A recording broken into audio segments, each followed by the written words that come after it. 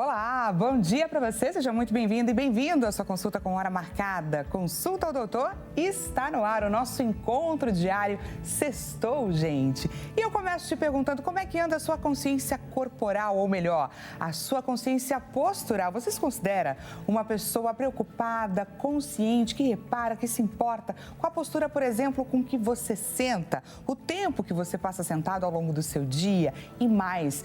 Como é que você se relaciona com este aparelhinho aqui, gente, que faz tão parte da nossa vida? Você interage bastante com ele, se preocupa na posição do seu pescoço, sente ali muitas vezes tensionado, enfim. Queremos saber de você o quanto os seus hábitos do dia a dia podem estar, é claro, interferindo na sua saúde, na sua mobilidade e, infelizmente, temos que pensar nisso, na sua autonomia ali mais adiante. E é tão importante a gente parar para refletir sobre isso. Essa é a proposta do nosso Consulta ao Doutor de hoje. Lembrou de alguém que precisa ali endireitar as costas, que reclama, vira e mexe de uma determinada dor na lombar, dor no pescoço, dor nos joelhos? Essa pessoa para refletir o que ela pode estar fazendo ao longo do dia sem perceber que está contribuindo para tudo isso? Essa é a nossa reflexão, então compartilhe o nosso link de transmissão. Estamos ao vivo. Como que você faz isso? Ou através do nosso site, que é www.hittv.com.br ou através do nosso aplicativo Hit Play. Te lembro, caso você ainda não tenha baixado, não perca a oportunidade de ter a Hit TV na palma da sua mão para você assistir a nossa programação, seus programas favoritos no seu tempo e também do seu jeito. Te lembro, essa consulta foi marcada para você com todo carinho, então aproveite esse espaço, encaminha para a gente a sua dúvida ou o seu relato, DDD 11 3226 1112. Qual é o sapato que você usa? Qual é o tipo de bolsa que você carrega? Quantos itens você carrega ali na sua bolsa? Manda uma fotinho pra gente, que os nossos doutores vão avaliar se isso pode vir a estar comprometendo a sua saúde. Encaminha pra gente, viu? E eu também peço que você corra lá no nosso Instagram, @consultaodoutorhittv, para participar de uma enquete onde a gente quer, claro, a sua honestidade. Que enquete é essa? É o João Capellini que vai mostrar pra gente. Enquete na tela. Bom dia, João.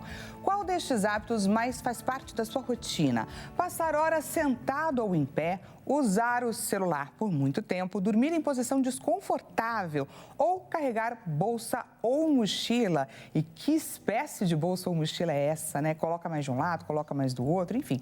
Clica lá na alternativa que a gente vai trazer uma avaliação e, claro, dicas que podem, é claro, mudar o desfecho dessa tal dor nas costas que tanto te acompanha, que você passou até a normalizar. Antes de mais nada, deixa eu te apresentar quem são os doutores, os especialistas que estão aqui com a gente, prontos para compartilhar não só o conhecimento, mas as dicas que podem vir a mudar a nossa vida. Na tela. Comece apresentando Edson Timóteo, profissional de educação física e também fisiologista. Atua na área há 17 anos pelo desejo de ajudar e transformar a vida das pessoas. Tem como propósito levar a saúde de forma coletiva, acessível e também consciente. Busca incentivar a prática de atividades físicas como parte da rotina. Acredita que se cuidar é um bem valioso e que vai muito além da estética. Seu trabalho valoriza o movimento como caminho para mais qualidade de vida e bem-estar. E agora te apresento o Tadeu Costa, fisiatra especialista em dor. Atua na área há 10 anos, movido pelo propósito de cuidar e promover saúde.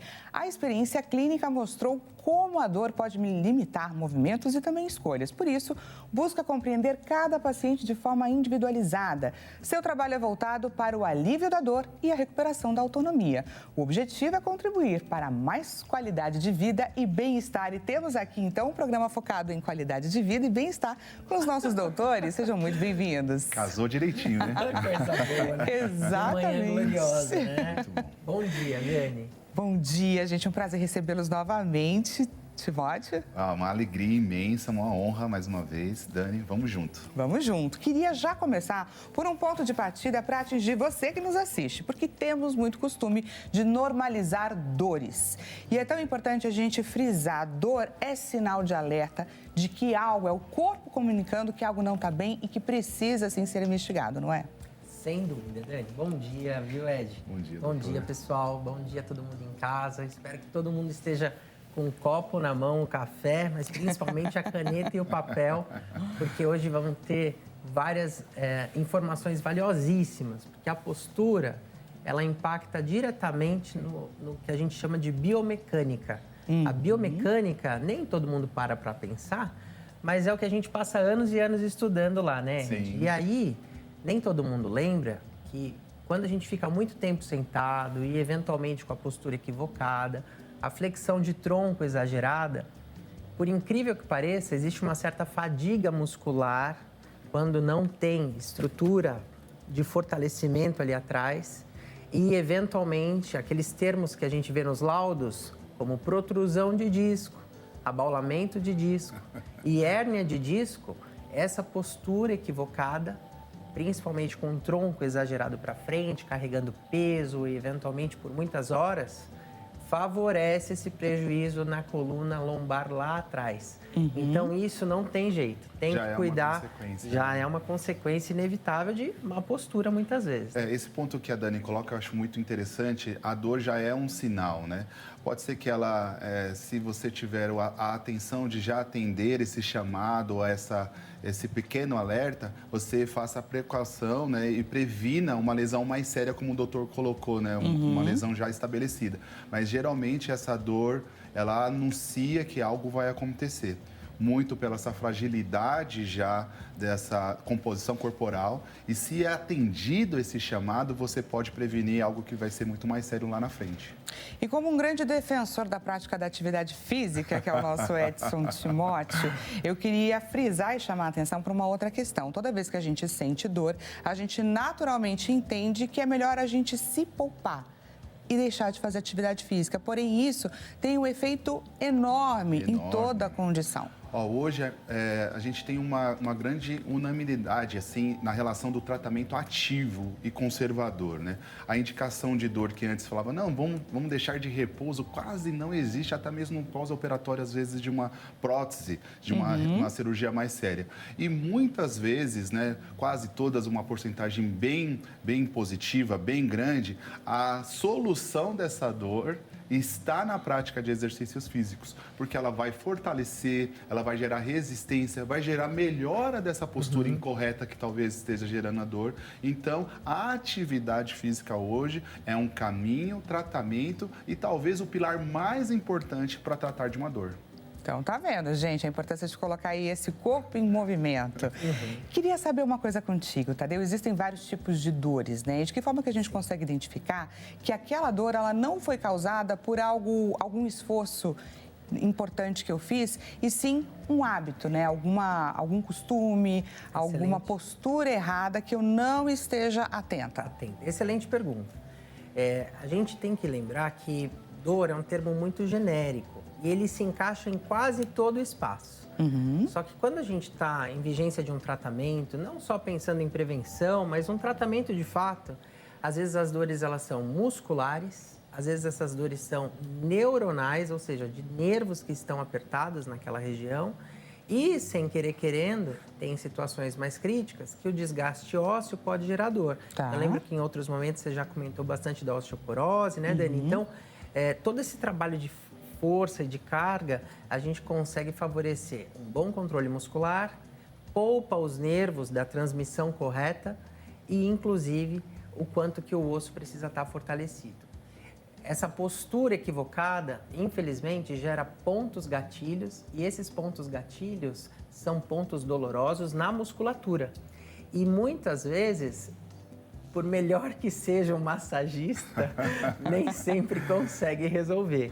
Então, a posição favorece, eventualmente, né, essa irregularidade, dessa cocontração de músculos que ficam fadigados, né, Ed? Que oportunidade hoje, hein? Desabafe. Levanta a bola de um jeito, assim. Essa relação dos pontos de tensão da musculatura são muito interessantes, né? E a gente tem isso muito ao longo cultural da nossa história. Olha, tô com dor no ombro, vou ao massagista, ou faz uma... Né? Hoje também, com o comportamento, né, dessa relação de tecnologia, muito tempo sentado, uma exposição maior, essa musculatura vai responder. Esse ponto de tensão ele acontece porque a musculatura está se esforçando para atender uma necessidade. por conta que ela já é fragilizada. A gente tem dados muito interessantes, eu sou o cara do dado. O Brasil está no ranking aí com China e Estados Unidos no consumo de tela e comportamento sedentário. Os adultos batendo 9 horas e as crianças de 4 a 6. Tirando o tempo da escola, talvez ela ficou o restante do dia na tela. Essa fragilidade de tempo sentado faz com que essa musculatura a cada dia seja mais fraca, sarcopênica, dinapênica, que é sem força. E hoje a gente tem um outro dado, já que é uma mutação dessa composição corporal. A sarcopenia, que é a perda de massa muscular natural, né, por o envelhecimento, aconteceria a partir dos 40. No mestrado agora, a gente verificou pessoas com 30 anos já perdendo massa muscular por desuso. Olha isso, e por conta, então, desse estilo de vida mais conectado. Isso, a conexão, a gente vem numa cadeia de fatores, então, agora eu peço comida, né? Eu não vou mais até o mercado, faço o banco fica no celular. O banco fica no celular. Então, tem diversos estímulos em cadeia que fazem com que a gente seja a cada dia mais sedentária, tenha mais comportamento sedentário. Eu ia fazer só um adendo, aproveitando essa ideia do uso excessivo do celular, Dani. É muito comum, não sei se todo mundo vai lembrar, mas o cérebro, ele tem um peso. A calota craniana tem outro peso. Os músculos da nossa cabeça têm peso. Então, um adulto comum, por incrível que pareça, a cabeça, ela pesa nos ossos da cervical, entre 4 a 5 quilos. Então, se a gente ganha uma flexão da cervical, ganhando esse ângulo para frente, o tempo vai passando e adivinha quem pesa? Vai pesando mais para que esses músculos sustentem a cabeça na mesma posição do celular. É aí onde começa a famosa dor cervical. Sim. Não incomum, ela corre para o braço. Então, é isso que os pacientes, e muitas vezes, né, o pessoal lá de casa tem que ficar atento, que ficar assim 1 minuto é uma coisa, ficar assim 40 minutos é outra coisa. Às 9 horas que o Edson Timóteo trouxe de dados pra gente, exatamente, é maior ainda, né? O efeito. A cervical, para ela sustentar a nossa cabeça em diferentes posições da cabeça, esses músculos retraem lá atrás e fazem nossa cabeça ficar no ângulo correto, no neutro. E esse neutro é o difícil, porque, por incrível que pareça, o tempo vai passando, existe a escoliose, Sim. existe o desvio natural da coluna, que quando ele é exagerado, ou ele vira cifose, ou ele vira uma lordose exagerada. É normal ter uma curva na coluna, mas não exagero, né? Não exagero, acaba gerando uma lesão. Outra questão bem interessante que o doutor coloca, essa projeção da cervical à frente e essa sustentação. Por esse músculo não ter facilmente disponível uma força, ele empenha mais energia nessa contração. É como se ele estivesse gritando mesmo, para sustentar esse peso.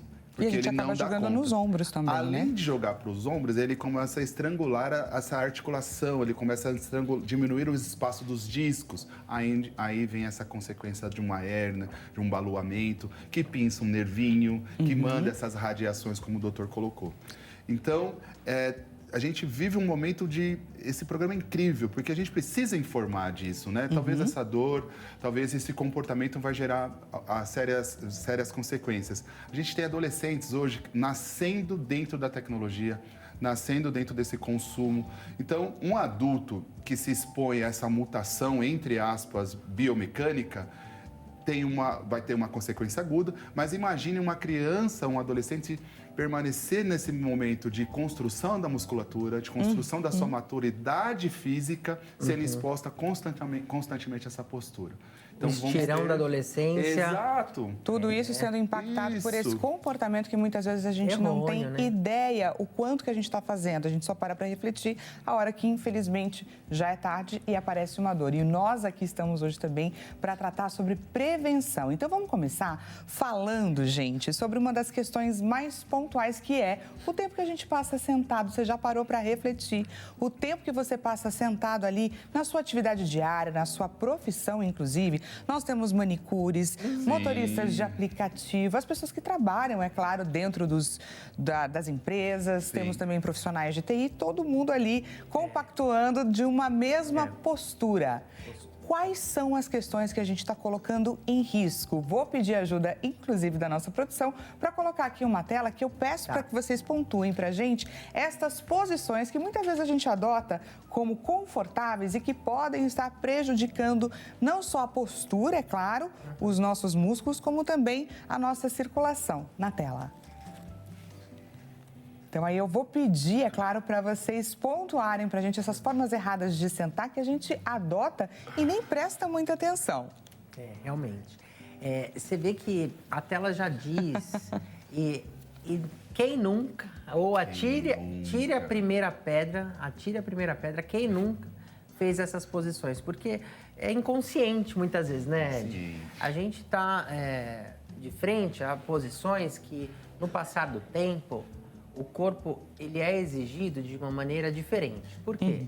Ou sem apoio ao chão, muitas vezes quando a gente sobe os pés e deixa os dois pés ou um pendente, né, fora da cadeira, principalmente no ambiente de trabalho, conectado numa reunião difícil. Então os pés sobem e você perde o apoio central daquela referência da bacia e do tronco. Core, né? Do core, bem lembrado. E o que muitas vezes eu também ressalto é que, a depender da altura do assento, o joelho fica mais ou menos fletido. E isso interfere bastante no que a gente vê na posição da nossa amiguinha ali no computador. Por quê? Você começa a perceber que o joelho, ficando muito alto, ela precisa fletir mais o tronco. Então, sem querer querendo, até essa questão de ergonomia, né, Dani? Muitas vezes a gente tem que pontuar, sem querer, o que a gente percebe que a flexão de tronco, olha lá ela, com o cotovelo na mesa, apoiando a cervical bem anteriorizada. Sim. Com certeza é um momento de tensão ali, né? Um momento de tensão. Outro ponto que me chama a atenção é essa relação do tempo sentado, né? Porque o corpo ele vai fazendo essas propostas de adequação buscando conforto e buscando ali lidar com essa exposição do tempo sentado. Então eu vou me projetando, eu vou escorregando para acomodar a lombar. Então, o que os estudos mostram? O comportamento sedentário, ele é definido pelo tempo que eu passo sentado, deitado, inclinado, ou mesmo que em atividade intelectual, isso é comportamento sedentário. E que há uma proposta? Que se eu faço o corte desse comportamento, eu alivio esses músculos, eu aumento a circulação e eu volto a sentar com mais possibilidade de uma postura melhor. Tá. Então, para cada 20 minutos, a gente tem uma porcentagem de 10%. Né? Então, eu levantaria 2 minutos. Então, dentro de 1 hora, se eu levanto, tomo uma água e vou ao banheiro, eu já interrompi o comportamento sedentário. Eu já volto para essa postura com esse músculo com mais oxigênio, com mais circulação e consigo me posicionar melhor. Olha que bacana, gente. Então, a dica aqui do Edson pra gente, a cada, então, 20 minutinhos, 2 minutinhos de pé, ou a cada 1 hora... Esses 5 minutinhos, daria 6, né? A gente tem direcionado os nossos alunos, às vezes médicos, a gente tem bastante colega médico lá, falando, olha, receba o paciente na porta, entre uma consulta e outra, ou leve o seu paciente até a porta, isso já corta, já faz com que ele retorne uma postura melhor. Alunas juízas, olha, vamos mudar a altura da mesa, porque o comportamento, quando eu me levanto, eu também... corta esse comportamento sedentário. Já alivia essa tensão, essa pressão na circulação. Então, nós temos um coração centro-tórax. Nas pernas, nós não temos um coração para retorno desse sangue venoso. Quem faz essa ativação é a panturrilha somente através do movimento. Exatamente. Então, isso tudo parece mínimo, parece, entre aspas, até... Puxa, mas será? Não, preciosismo, né? Preciosismo, mas traz muito resultado a uma saúde, uma qualidade de vida, com certeza. E você está apontando essa questão da circulação e eu queria até chamar a atenção para esta forma como eu estou sentada aqui, que é com as pernas cruzadas. Diga lá, Tadeu.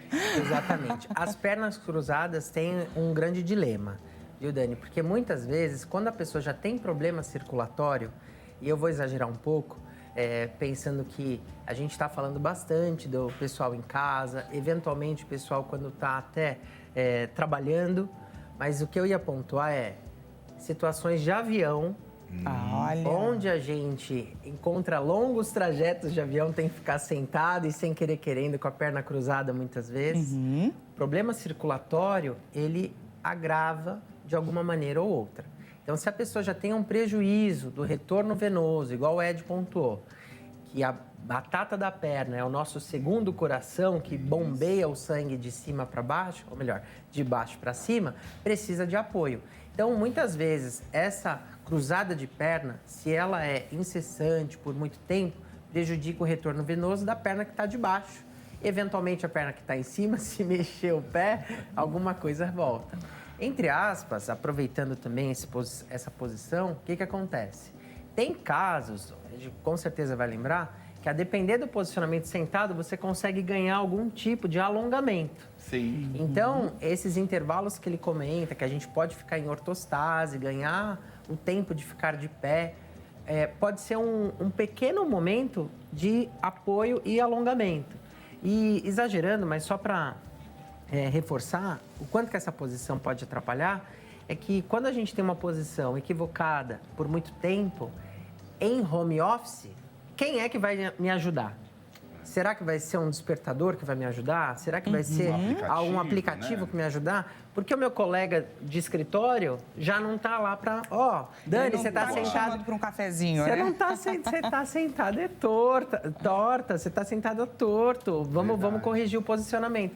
Então, acho que essas posturas realmente precisam ficar sempre de olho. A gente tem algumas consequências, por exemplo, que procuro o Tadeu ou procuro um vascular. Poxa, eu tenho sentido dores nas pernas, tenho sentido peso, queimação. E muito está nesse retorno do sangue venoso. Né? Porque o venoso vem de venenoso, é um sangue sem oxigênio e sem nutriente. Então está lá muitas vezes parado, com essa dificuldade de retornar por conta dessa exposição no tempo sentado. O doutor colocou muito bem, né? As viagens de longo período, a gente indica muito às nossas alunas com lipedema, com pacientes ali com patologias circulatórias, vamos usar uma meinha de compressão. A meia de compressão é importantíssima. Depende da sua exposição ao seu trabalho, a meia de compressão ela vai ser uma aliada. Sim. E, sem dúvida nenhuma, eu preciso que essa bomba periférica, esse coração periférico que é a panturrilha, seja estimulado. Quanto mais forte ele for, mais eficaz é e com certeza traz muitos benefícios. Existe uma forma de sentar correta? Por exemplo, essa que você está, com os pés bem posicionados no chão? Isso, essa é uma das melhores indicação, porque quando eu apoio fixamente os pés, lembra da nossa aula que eu ficava o tempo todo, vamos fixar os pés, vamos fazer uma leve flexão do joelho, isso dá um suporte para o centro de gravidade do corpo, né? Biomecanicamente é o abdômen, é o core, né? Que é os músculos do reto abdominal e dos paravertebrais. Isso sustenta toda a minha postura, de uma corrida de longa distância ao assinar um documento. Então, quando eu tenho a melhor posição desse core, eu protejo essa coluna, eu protejo todo o sistema nessa posição sentada. Perfeito. E falando aí para o pessoal do home office, existe também todo um cuidado, uma ergonomia por trás da forma como a gente senta ali para trabalhar. Exato. A ergonomia, a equipe, geralmente, da medicina do trabalho, sempre fica muito atenta, eventualmente, né, traz esses apontamentos da maneira correta com que você precisa colocar o pé. Tem casos, Dani, que tem apoio de pé. Vocês em casa já devem ter visto aquele apoio de pé que você faz um apoio. Né? Exatamente. Por quê? Porque descansa também a planta do pé. E quando eu digo que não só a flexão do joelho tem que estar a 90 graus, então aqui, por incrível que pareça, eu estou a 90 graus. Porque essa cadeira e pensando nessa... Isso, olha aí a câmera me ajudando, ó. Olha os 90 graus aqui, ó. Olha aqui que maravilhoso. Então, olha aqui, ó. Olha aqui os 90 graus, ó, Ed, ó. Olha. Então, o que eu quero dizer? É esse o melhor posicionamento para o joelho quando você estiver trabalhando. Só que adivinha, nem sempre, dependendo da sua altura, e eu não sou muito alto, dependendo da sua altura, o que acontece? A mesa tem que acompanhar o apoio do braço. Então, vocês vão lembrar bem o quanto que aquele apoio de braço e de antebraço, no caso, né? E de cotovelo, para conseguir mexer no computador e assim por diante, né? muitas vezes a pessoa deixa o monitor fora do nível e da altura dos olhos. Então, isso também acaba levando a flexão de tronco. Imagina, o joelho torto, o pé sem apoio, um pé para cima, um pé para baixo, a mão torta e a cabeça fora de ângulo. Então, esse posicionamento é irregular, né? Olha, eu trago dado. Boa. Hoje, na medicina do trabalho, as patologias relacionadas à dor na coluna e cervical são o primeiro em afastamento do trabalho. Exato. Seguido de doenças emocionais. Olha só que interessante. Que inversão, que inversão, né? Então, olha só que impactante. Não é só um preciosismo, né? É saúde realmente, né? E tem uma importância dessa postura, tem uma importância nesse cuidado, tanto para o empregador quanto para essa empresa, pensar de que maneira que eu vou criar recursos para que esse meu funcionário, esse meu colaborador tenha uma oportunidade de consciência, de se movimentar, de espaços onde ele consiga ter mais saúde no seu dia de trabalho e, por consequência, esse meu colaborador vai ter mais saúde, ele também tem essa consciência e a gente vai diminuindo esse impacto, né, que nos últimos anos o valor do SUS investido nesses afastamentos foram gigantescos. E sem contar que é um profissional fora do seu posto de trabalho, né? E isso também é bastante preocupante quando a gente pensa ali na nossa longevidade, quanto que eu vou retornar e tudo mais, e aí vai se refletindo, obviamente, na saúde mental que você comentou, que tivemos uma inversão, mas até que ponto? É tão importante a gente trazer esses pontos aqui para o nosso bate-papo, porque precisamos sim investir em qualidade de vida. Vou aproveitar para te receber aqui no nosso bate-papo, interação com a audiência na tela. Keila Ariane, seja muito bem-vinda mais uma vez. Keila, bom dia para você também. Qual é a melhor e a pior postura para quem tem artrose no quadril e quais exercícios são mais indicados para ajudar neste caso? Vou começar com o Dr. Tadeu. Keila, excelente pergunta.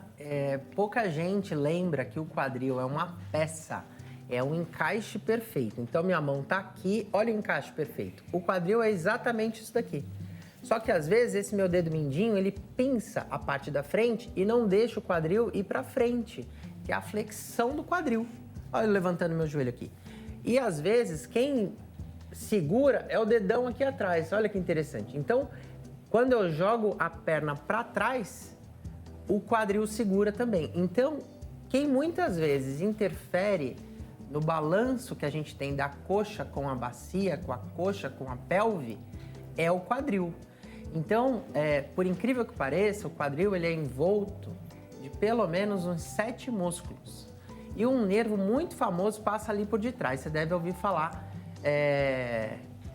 porque todo mundo fala dele, é o nervo ciático. Então, quando o quadril está preso, porque essa peça não gira corretamente, esses músculos vão ficando, infelizmente, mais enfraquecidos, incompetentes. E o balanço da coxa com a bacia vai ficando cada vez mais difícil, inclusive atrapalhando o movimento de sentar, o movimento de subir uma rampa, o movimento de subir uma escada. Movimentos básicos do dia a dia. Os básicos, adivinha? O movimento de sentar no vaso sanitário. Então, o quadril, a gente lembra do joelho, né? Muitas vezes, lembra da coluna. Pouca gente lembra do quadril. Eu acho que você foi bem assertiva na sua pergunta.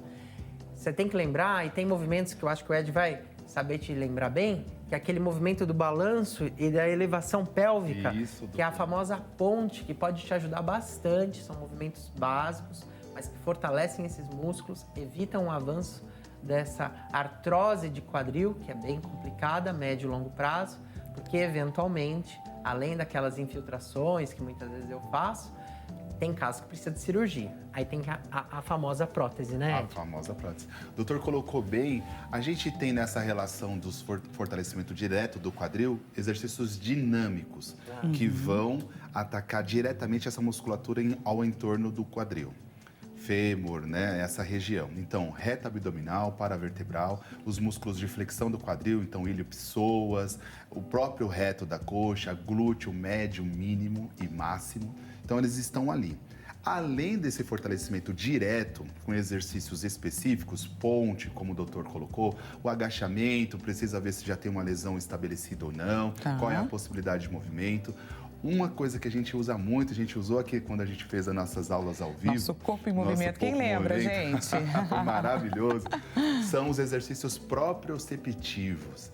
Esses exercícios que trabalham com equilíbrio, com uma consciência corporal, eles ativam também uma proteção desse quadril.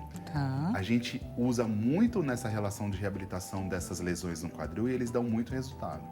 E é muito importante, então, Keila, até esse apontamento que eles trouxeram com relação a um profissional e entender qual é o limite do seu movimento e, inclusive, te orientar e te ajudar aí nessa recuperação. Mas que é preciso colocar o corpo em movimento, não tenha dúvidas. Muito obrigada, viu, Keila, pela sua participação, pela sua interação aqui com a gente. Vamos de mais interação com a nossa audiência? Na tela.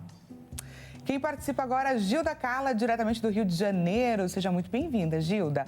Levei um tiro na panturrilha, felizmente não atingiu veia nem osso. Que bom. Ainda estou me recuperando da perna esquerda, mas não consigo encontrar uma posição confortável para descansar. Existe alguma posição mais indicada para dormir ou repousar durante a minha recuperação? E aí, doutores? Quer começar? Fica à vontade. Então, à vontade. Ó, Gilda, essa sua pergunta, ela envolve uma coisa chamada mecanismo da lesão. É o mecanismo do trauma. O porquê que a sua panturrilha dói dessa magnitude. E eu vou te falar alguns dos motivos. Infelizmente, que bom que você está bem, que bom que você, graças a Deus, está mandando essa pergunta pra gente, para eu tentar te ajudar de todo o coração. A bala, ela queima igual fogo, igual brasa. Então, se ela ficou pela sua panturrilha, alguns dos músculos e dos nervos dessa região foram acometidos. Infelizmente, igual eu falei no início da nossa conversa, a dor do nervo pode estar acontecendo porque o nervo foi lesionado pelo calor daquela bala. E aí a dor queima, ela arde, formiga, dá choque, dá pontada, da agulhada, da sensação às vezes de frio doloroso, da sensação às vezes, Dani, do quanto que a pessoa sente pinicada, ardência, queimação. Isso não é dor muscular, é a dor do nervo. Então, se a depender do posicionamento que ela fica... É a dor do trauma, né? Realmente trauma, a palavra diz muito, né? O quanto, se ela fica deitada e tá com essa dor incessante, quase que incessante, às vezes ela precisa tomar remédios e, óbvio, né, mudar o posicionamento para favorecer o alívio da dor que a gente chama de neuropática. Então tem que cuidar, viu, Gilda? Obrigado pela sua pergunta. O doutor coloca muito bem. Precisa entender, né, onde foi esse trauma, qual foi a consequência desse trauma, qual é a extensão, né? A extensão, a possibilidade de movimento ou não, né? Se há a possibilidade de apoiar ou não essa perna, como está o retorno desse sangue venoso, se pode ficar suspenso ou não. Então, realmente, né, fico feliz que ela está bem, mas é realmente bem delicado. Precisa ver com muito cuidado. Tem que cuidar certinho. É muito importante você buscar ajuda, sua orientação. Obrigada pela sua interação. Pronta recuperação para você. Muito obrigada pela sua interação aqui com a gente. Pessoal, consulta o doutor vai para um rápido intervalo. E se eu fosse você, fazia como a Gilda, encaminhava para a gente a sua dúvida, a sua participação. 32261112, consulta o doutor volta já para tirar, é claro, todas as suas dúvidas. Já estamos te esperando.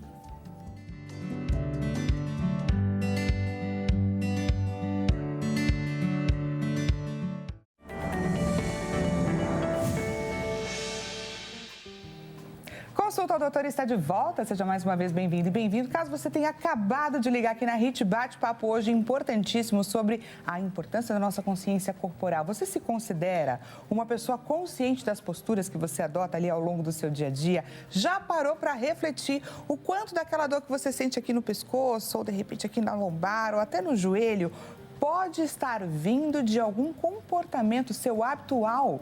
Pois é, tão importante a gente bater esse papo. Afinal de contas, quando a gente muda a nossa rota, quando a gente toma essa consciência, a gente pode mudar o desfecho da nossa história. Lembrou de alguém a quem essa consulta seja importante e necessária? Nós estamos em transmissão ao vivo. Só compartilhar o nosso link de transmissão com essa pessoa agora que passou pela sua cabeça, que precisa receber informação de qualidade. Como que você faz isso? Através do nosso site, hittv.com.br, ou através do nosso aplicativo. Te lembro que esta consulta é uma oportunidade de você tirar suas dúvidas, receber orientações precisas. Então, encaminha para a gente a sua dúvida ou seu relato, DDD 11 3226 1112. Também peço que você corra lá no nosso Instagram, @consulta-doutor-HitTV, para participar de uma enquete onde a gente quer a sua honestidade para a gente trazer dicas mais assertivas para você que nos acompanha. Que enquete é essa? É o João Capellini que vai mostrar para a gente agora. Qual destes hábitos mais faz parte da sua rotina? Passo muitas horas, então, sentado ou em pé, uso o celular por muito tempo, durmo em posição desconfortável ou carrego bolsa ou mochila. E aí tem muita coisa em volta disso, né? Qual é o peso, de que lado, costuma ser mais de um lado, mais do outro, enfim. Vamos bater um papo sobre isso também. Para quem chegou agora neste exato momento, deixa eu te apresentar os nossos doutores. Doutor Tadeu Costa, fisiatra especialista em dor. Mais uma vez agradeço a sua presença aqui com a gente. Obrigado, Dani. Eu que agradeço essa manhã gloriosa. E te apresento também Edson Timóteo, profissional de educação física e fisiologista também. Mais uma vez, obrigada pela sua participação. À disposição, uma alegria, tá uma delícia hoje. E olha só, antes de ir para o intervalo, a gente estava falando sobre uma das posições que a gente passa bastante tempo do nosso dia, que é a posição sentado. E agora a gente vai falar sobre uma outra que a gente também passa muitas horas, só que sem a menor consciência, que é dormindo, gente. Quantas vezes você já não teve uma noite de sono que você pensou, poxa, parece que eu fui atropelado, o que aconteceu comigo ao longo de todas essas horas que eu não descansei? E aí, então, a gente vai trazer novas imagens, porque a gente sempre pergunta, né? Será que é a posição que eu adotei na hora de dormir? Será que tem uma posição ideal? Enfim, e aí os nossos doutores, então, é que vão trazer para a gente as consequências da posição errada e se é que existe ali uma posição correta. Na tela. Olha ali, vamos lá. Nossa Senhora. Eita, veio forte, Tadeu. E agora? Então, a gente tem ali São 10 de posições do bruços, que não fazer, né? de não fazer. Então, expliquem melhor para a gente de que forma que essas posições, de fato, não contribuem ali com a biomecânica do nosso corpo. A gente sabe que o momento do sono é um momento de relaxamento do corpo, da mente. A gente precisa, inclusive, estar bem posicionado. É óbvio que no passar da noite, eventualmente, uma ou outra posição equivocada vai acontecer. Mas, Dani, mais de 50% das pessoas dormem de lado. Então, saber dormir, por incrível que pareça, também faz parte do combinado. Então, dormir de lado favorece um posicionamento tanto do peso da cabeça frente à dificuldade que a pessoa tem de apoio entre o ombro e a cabeça. Então, algumas das imagens já mostram essa dificuldade que aquela nossa amiga está com apoio equivocado no travesseiro. Sim. Então, o travesseiro às vezes está até para trás da cabeça dela, muitas vezes. E aí, o limite do ombro com a cabeça ajuda muito a pessoa a entender que o melhor posicionamento da cabeça, quando ela está deitada, é um travesseiro não muito baixo, senão a cabeça afunda, e não muito alto, senão a cabeça fica elevada frente ao pescoço. Então, o alinhamento da cervical com a cabeça que é o importante. E, sem querer querendo, que dá para mostrar, principalmente na última imagem, que ela está deitada de barriga para cima. Em estrela. Bem em estrela, bem aberta lá, bem gostosa, deitada, aproveitando esse conforto da cama, um colchão me parece ser macio. Mas o que acontece? Quando a gente está nessa posição, Ed, a gente perde o apoio, inclusive, não só da cabeça, que ela tende a pender para trás, mas sem querer a gente perde o apoio atrás do joelho. Sim. Então, quem dorme de barriga para cima, muitas vezes esquece que um bom coxim ou um travesseirinho bem curtinho atrás do joelho pode ajudar nesse posicionamento, porque a barriga está para cima, só que o corpo realmente precisa ficar bem alinhado, essas articulações que são maiores. Muitas pessoas acordam após uma noite de sono com essas dores na lombar também, né? Porque está relacionada a essa postura, essa fragilidade das pernas, puxando esse quadril para cima, então acaba forçando bastante. A gente pede para os alunos, às vezes, usar algum apoio também entre os joelhos, para que essa postura do quadril exija menos desse core e ela tenha mais conforto e acorde melhor. Outra A gente sempre, nas nossas aulas, quando a gente chega, pergunta, teve uma noite boa? E os alunos falam, não, eu estou doendo aqui, está doendo ali. Não é uma lesão, mas sim uma consequência de uma postura durante o sono. Então, buscar uma forma mais confortável, ajustada, vai gerar, sim, que tenha um dia mais produtivo, com menos dor e menos consequência. Porque é muito importante a gente pontuar que é neste momento que a gente vai, de fato, descansar o nosso corpo, se preparar para um outro dia. Então, precisa tomar todos esses cuidados. Você estava comentando sobre o travesseiro, né? A importância do travesseiro. Queria trazer também com relação ao colchão. Existe um colchão ideal? Exatamente, Dani. Excelente pergunta. Tanto o colchão, pensando numa ideia de resistência da espuma e da maciez dessa espuma, tanto o colchão quanto o travesseiro teria que ter um apoio minimamente confortável e não macio por demais e não duro por demais. Aí você pode até pensar, poxa, doutor, mas tem um alvo de densidade do colchão? Então, tem sim. Então, minimamente a gente prefere aquela densidade mediana para que não fique muito macio e nem muito duro. Só que, além do colchão ideal, Dani, eu vou mais longe, viu, Ed? Há quanto tempo e anos vocês dormem em cima do mesmo colchão? Ai, boa! Então, eu estou casado há quase 10 anos. Então, pelo menos 10 anos o meu colchão lá em casa ele tem. Então, eu tenho que lembrar que não é só uma questão de colchão ideal, mas o tempo também. O colchão tem vida útil, você esqueceu?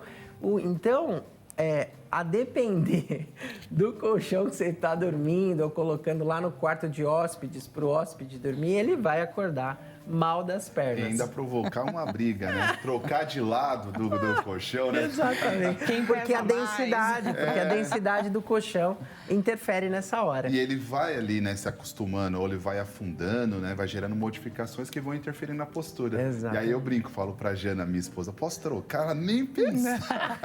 Ele já tem o meu cantinho, já tem o meu espaço. A densidade E que tempo é esse, gente, que precisa ser trocado o nosso colchão?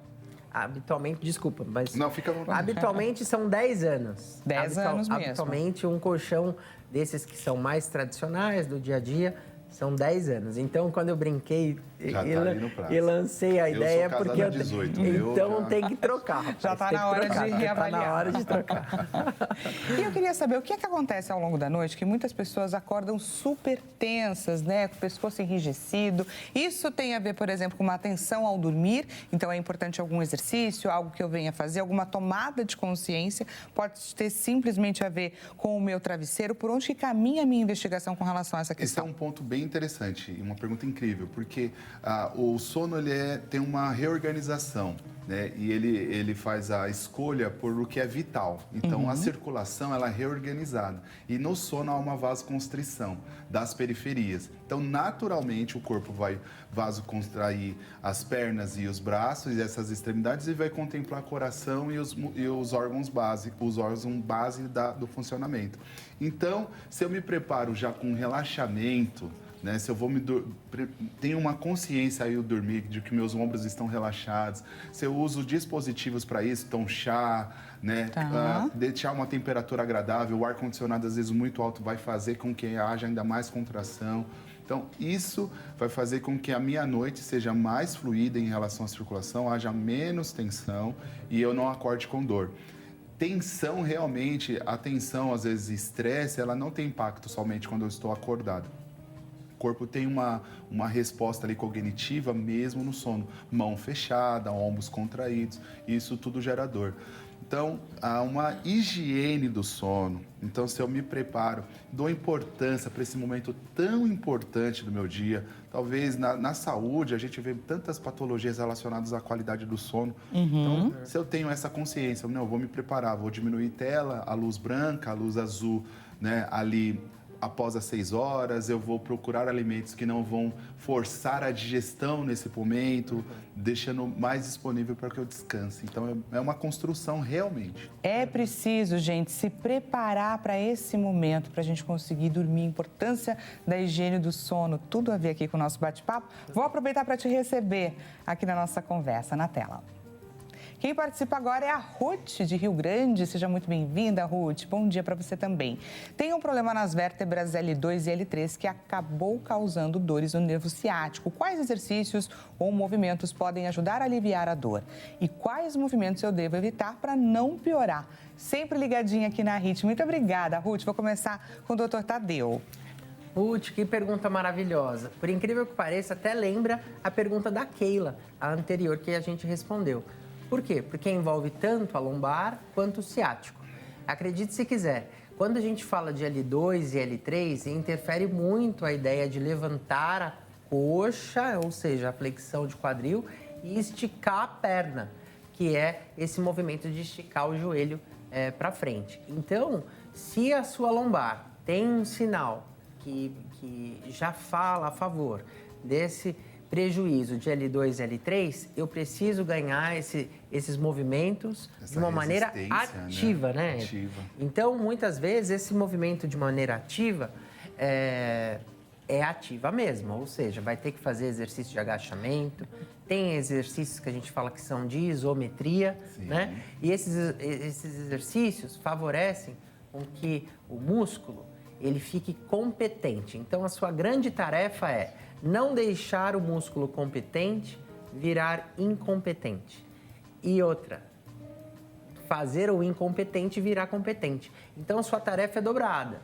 Então, só de entender que o posicionamento do exercício físico vai ser fundamental nesse ganho de massa muscular dessa região. A maioria dos alunos que a gente pega com essas lesões, ela tem esse desequilíbrio muscular muito presente, essa fragilidade da ativação. O doutor colocou competente, incompetente, achei maravilhoso. Sensacional. Ele não faz o seu papel.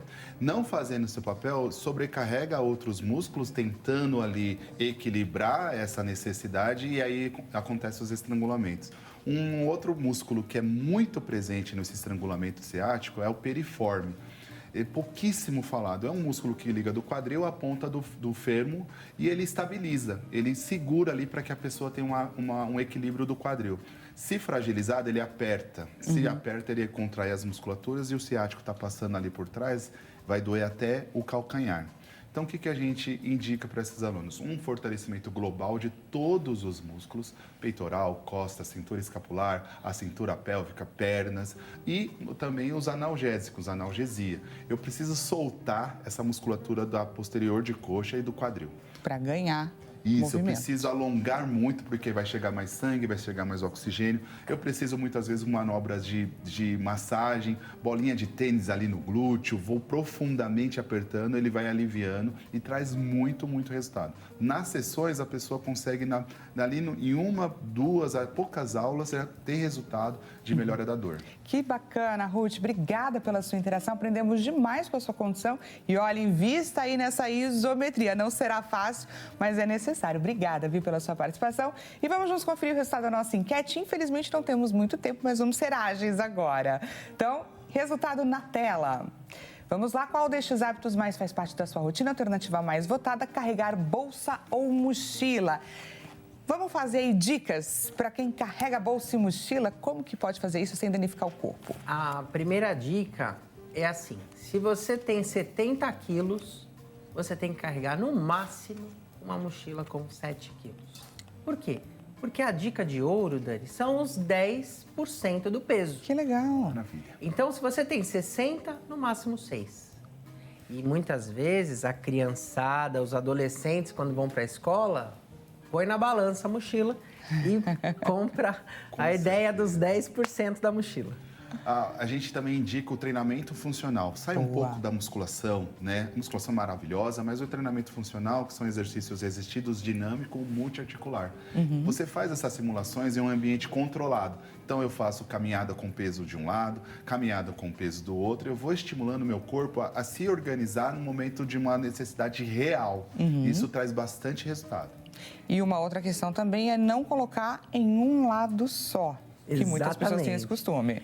Bem lembrado. Aproveitando o pessoal da escola que vai com uma mochila pesada de um lado só, minha Nossa Senhora. Então, os músculos grandes, todo mundo lembra.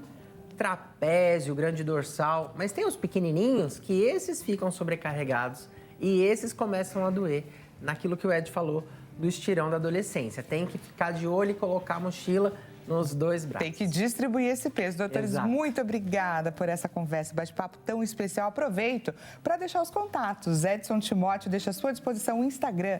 Eu Quero Saúde Oficial, não deixe de segui-lo. Tadeu Costa também deixa à sua disposição o Instagram DR Tadeu Costa, da forma como aparece aqui pra gente. O WhatsApp, DDD 11 982505305. Gente, muito obrigada por mais esse programa especial. Desejo a você um excelente início de tarde, de final de semana. A gente volta a se encontrar na segunda-feira, colocando a nossa saúde mental no foco. Até segunda, tudo de bom para vocês.